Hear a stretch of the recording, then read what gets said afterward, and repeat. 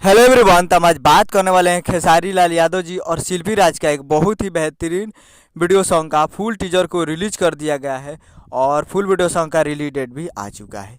और इस गाने को लिखे हैं अखिलेश कश्यप जी और इसमें म्यूजिक दिया है आर्या शर्मा जी और इसे गाए हैं खेसारी लाल यादव जी और शिल्पी राज जी, जो कि आपको स्क्रीन कवर दिखाई दे रहा है। जिस सॉन्ग का टाइटल रखा गया है ललका टी शर्टवा। और इसका फुल टीजर को आउट हो गया है। टीजर वीडियो आउट नाउ, यानी आज आज 1 मई को सुबह 10 बजे को फुल टीजर को रिलीज़ कर दिया गया है। तो आज 1 मई को सुबह 10 बजे फुल टीजर रिलीज़ हो चुका है और वीडियो सॉन्ग को रिलीज़ किया जाएगा 2 मई को सुबह 6:15 पे सुबह में।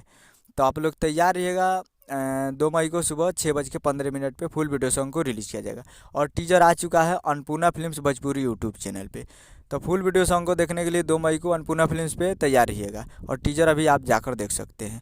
और वीडियो में है खेसारी लाल यादव जी और यामिनी सिंह जी। तो जाइए और जाकर उम्मीद कर रहा हूँ कि वीडियो अच्छा लगा तो चैनल को सब्सक्राइब बेल आइकन प्रेस कर दीजिए। मिलते हैं अगले वीडियो में। जय हिंद, जय भोजपुरी।